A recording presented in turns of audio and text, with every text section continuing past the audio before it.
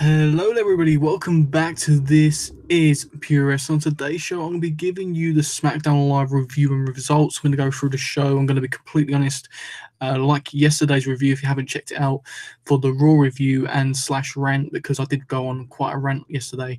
Go ahead and check it out. Link will be in the description for you guys. Go ahead and check out yesterday's Raw review or go on the channel. This is Pure Wrestling. You will not be disappointed with yesterday's review and results.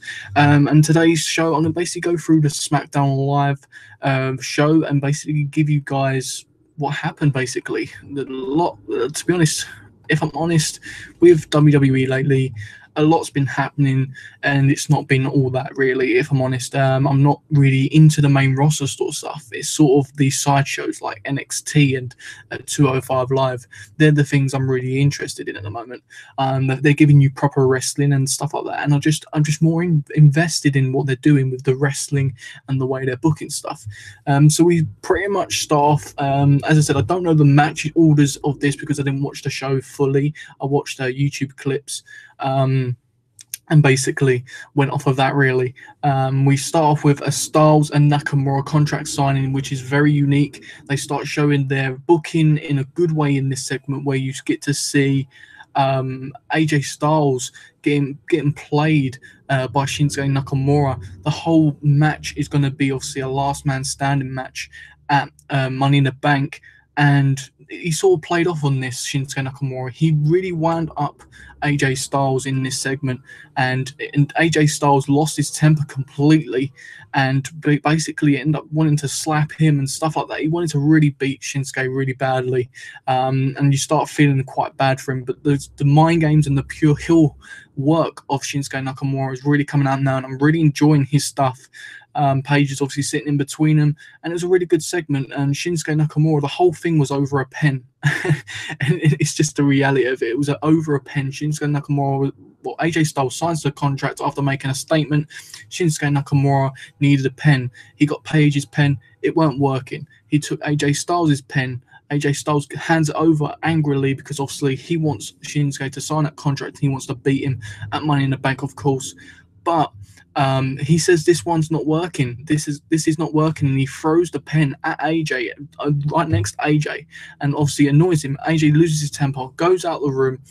Paige is actually annoyed with AJ because obviously he lashes out at Nakamura, and Nakamura pulls out coolly a pen which works, signs the contract, standing up, smiling, makes himself all look good, and walks off. That was a pretty cool segment, if I'm honest. I really enjoyed this segment. I'm not enjoying the whole feud in general because I feel like they're overdoing it, and every time they're booking it is not the build-up's great, but when it comes to the matches are okay, but the way they're ending it just gives Shinsuke Nakamura the title already. He is a great heel. AJ Styles is becoming stale as a face, and I think he needs to go on a new journey, and I think he should have been traded over to Raw, if I'm honest. Now, I think they've kept him there, obviously, for the likes of the Shinsuke feud and a couple other feuds, but they need to hand him over to Raw, whether they're going to do another official draft or a superstar shakeup. I think AJ Styles is one of the top names to go over to Raw, because I think the feuds are starting to get a bit stale for him, and his character, maybe even a heel turn, maybe showing up on Raw would be quite cool, because AJ Styles as a heel was great. So what else happened on SmackDown? We had Asuka.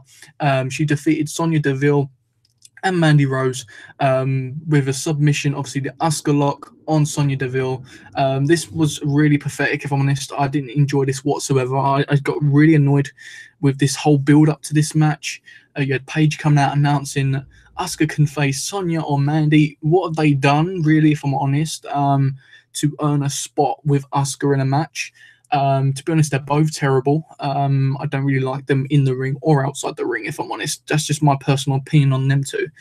But she decides she can face both of them. The whole face gimmick of Asuka coming across.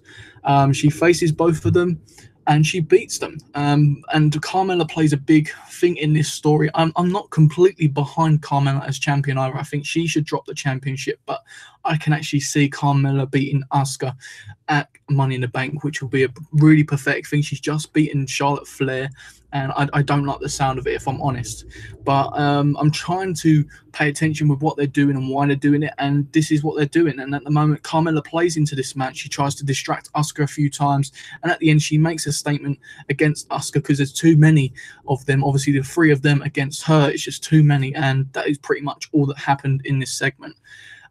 We have the New Day trolling the Miz backstage, which was quite a funny segment. I did enjoy this. Obviously, the New Day are great. Obviously, I do think possibly one of them will be turning heel, and I'm hinting to more towards Big E. I think Big E, there's been rumors of him getting a major push, and I feel like the push should go to Big E as a main or mid-card champion or something like that. Being pushed into that main event would be very, very good as well, because we've seen him on NXT when NXT first started off.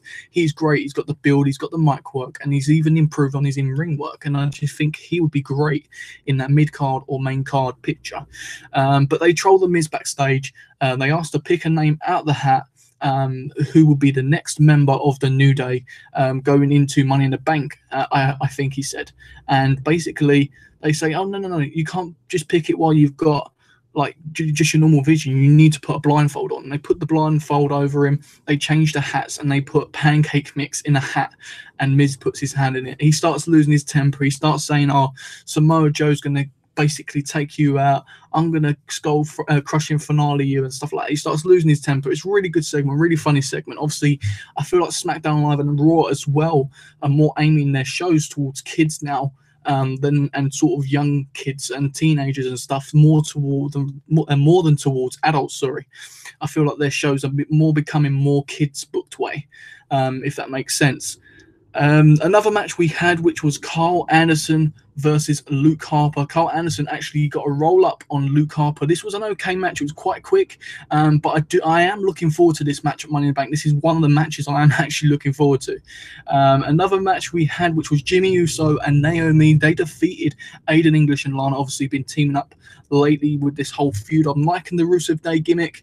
But at the moment, since Lana's coming in, I'm sort of drifting off a little bit. I'm more enjoying Rusev on his own at the moment than anything. But I do like these two as well, Aiden English and Lana. I just sort of want it to go somewhere, because at the moment it seems to be like it's going into the Usos' favour, and with Naomi at the moment.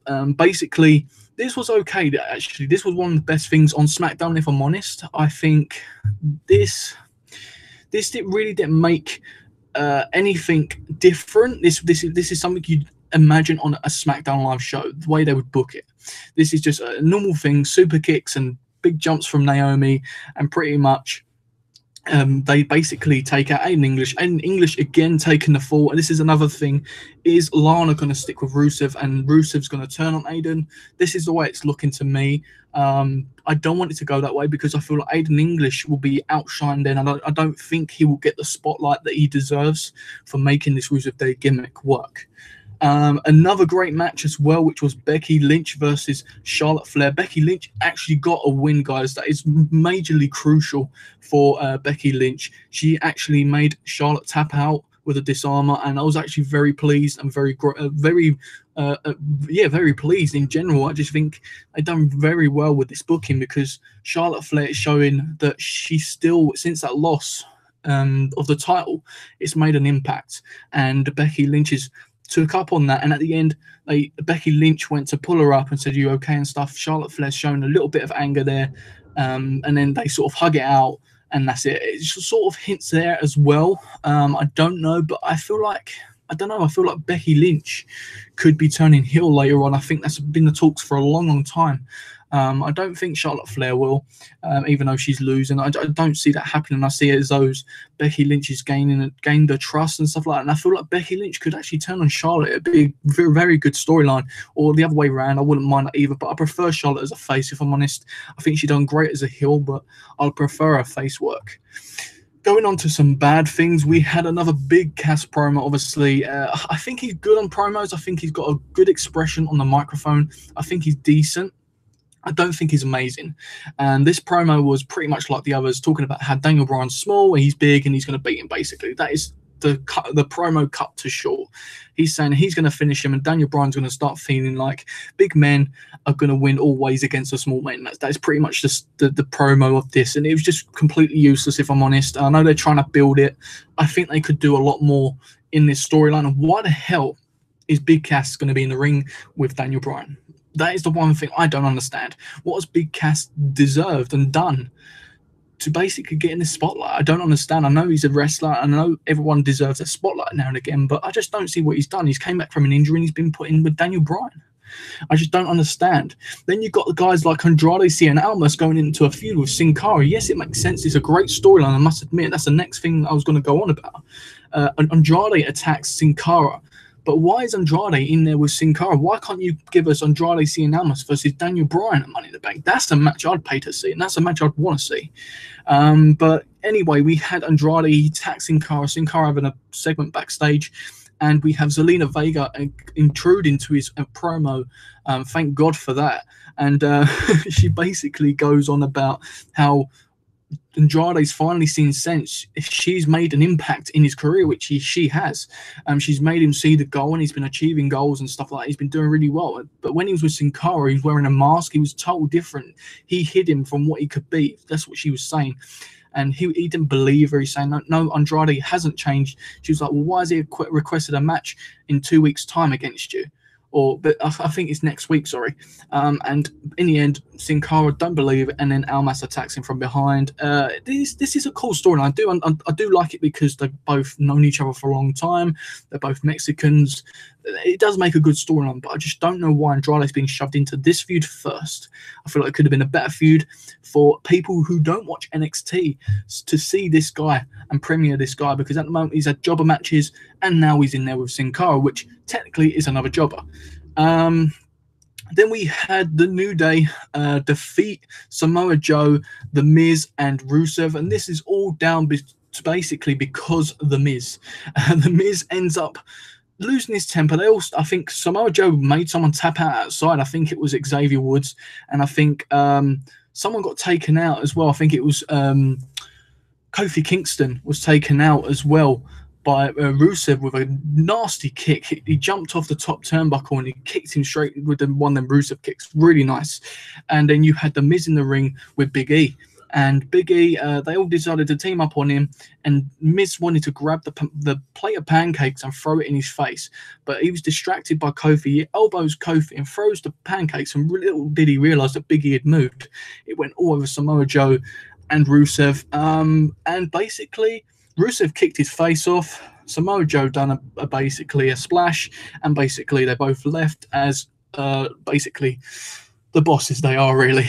And basically this segment ended, obviously, the New Day picking up the victory in this segment, and that is pretty much all that happened on SmackDown Live, guys. And if I'm honest, Rusev on his own, I prefer him on his own than with Lana, but I did like him with Aiden English. I'm not going to lie, but it holds him back so much. I think him on his own could be special. And I do believe that Rusev is a main card person, but they ain't going to treat him like that. That's the one thing. And Samoa Joe, why the hell hasn't he got a great feud yet?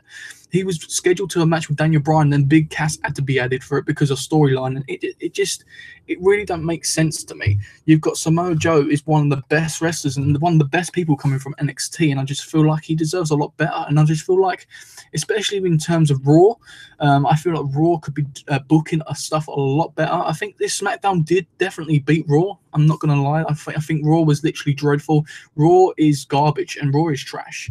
That's just the reality of it. But this SmackDown wasn't terrible, but it wasn't great. They did things better than Raw, but they still could have done a lot better. So that is pretty much what happened on SmackDown Live, guys. I'm not going to give it a rating because the main roster sucks. If you are interested in checking out my Raw review, don't forget in the description on the channel. And I'm going to be doing a live stream straight after this of the 205 Live review and results as well. I really did enjoy 205 Live. I do pretty much every week. If you didn't watch last week's, you'd be crazy because that match with Buddy Murphy and Cedric Alexander as champion, obviously the championship on the line, which was great. I'd go and check that if you haven't watched it already. And this week as well, some great matches, and I'm going to go over that straight after. Basically, if you enjoyed this video, guys, smash the thumbs up, subscribe. Thank you to everyone that's still subscribed and liking my videos and enjoying my content. I am back officially. I'm going to be staying, and I've got a lot more coming your way. So yeah, guys, that is it. Thank you very much, and I'll see you next time on This Is Pure Wrestling.